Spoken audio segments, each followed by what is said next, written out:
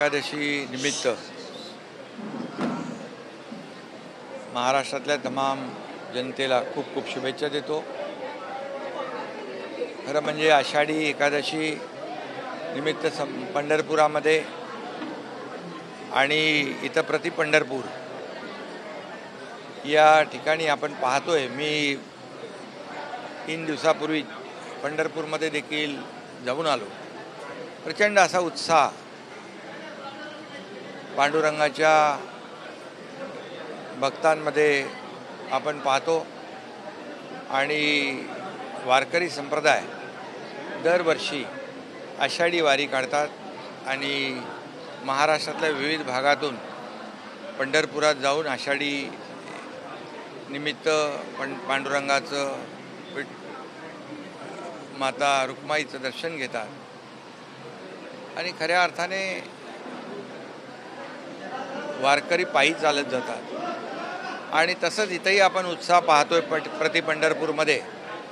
आणि आज आषाढी निमित्त लाखो या ठिकाणी पांडुरंगाचे भक्त दर्शनाला येतात आणि हे देखील एक 16व्या शतकातलं पुरातन प्राचीन हे देवस्थान आहे आणि संत तुकाराम महाराजांनी याची स्थापना केली आणि म्हणून खऱ्या अर्थाने याला देखील प्रति पंढरपूर म्हणून संबोधलं जातं।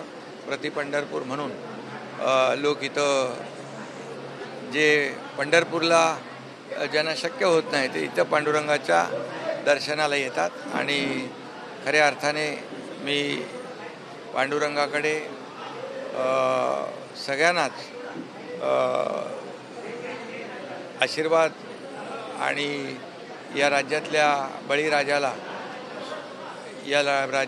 बळीराजाला सुखी समृद्ध करावं, चांगला पाऊस होऊ दे, चांगली शेती होऊ दे आणि बळीराजाच्या आयुष्यात देखील सोन्याचे दिवस येऊ दे।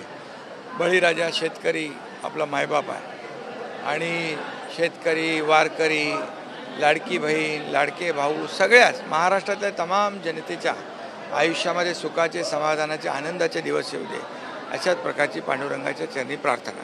आषाढी निमित्त अरे रांगा चालू आहे ना, मग काय ते बोलतात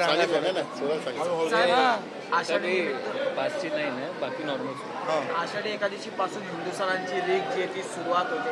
आज नेमकं काय साकडं घातलं विठुरायाच्या चरणी? मी सांगितलं ना, काय पांडुरंगाला सगळं माहीत असतं आणि त्याच्याकडे एवढंच साकडं आहे की बळीराजाला सुखी होऊ दे, चांगला पाऊस होऊ दे, चांगलं पीक येऊ दे, त्याच्या आयुष्यात चांगले दिवस येऊ दे आणि बळीराजाबरोबर वारकरी आहेत, आपले लाडक्या बहिणी आहेत, लाडके भाऊ आहेत, तमाम महाराष्ट्रातल्या जनतेच्या जीवनामध्ये सुखाचे, समाधानाचे, आनंदाचे दिवस येऊ दे हेच साकडं आहे, हीच प्रार्थना आहे। सगळ्यांना खूप खूप आषाढी एकादशीच्या खूप खूप शुभेच्छा।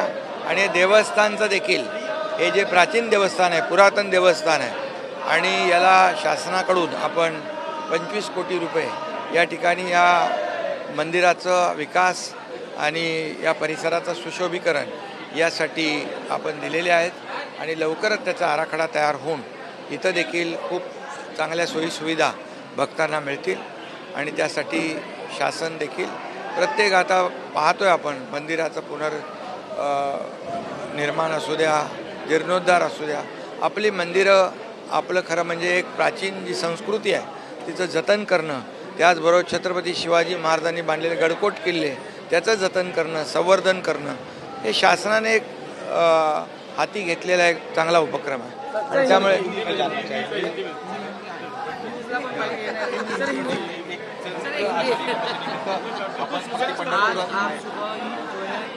आज आषाढ़ी एकादशी के अवसर पर सभी भक्तों को मैं शुभकामनाएं देता हूं। पंढरपुर में भी बहुत ही ऐसा ही उत्साह है लोगों में और यहाँ भी देख रहे प्रति पंढरपुर ये भी पुरातन मंदिर है, देवस्थान है। इसकी स्थापना संत तुकाराम महाराज जी ने की है। ये बहुत बड़ा एक प्राचीन हमारा ये मंदिर है और इसमें भी लोग आते हैं। पंढरपुर इसको प्रति पंढरपुर कहते हैं और मुझे भी यहाँ पर आकर दर्शन लेने का सौभाग्य प्राप्त हुआ। मैं सभी लोगों को बहुत बहुत ढेर सारी शुभकामनाएं देता हूँ और हमारे किसान हैं, हमारे वारकरी है, शेतकरी, वारकरी, लाडली बहना, लाडले भाई, सभी को, सभी के जीवन में सुख, समाधान, आनंद देने की कृपा भगवान से, ईश्वर से, पांडुरंग से प्रार्थना करता हूँ। बहुत बहुत सभी लोगों को आषाढ़ी एकादशी की शुभकामनाएं।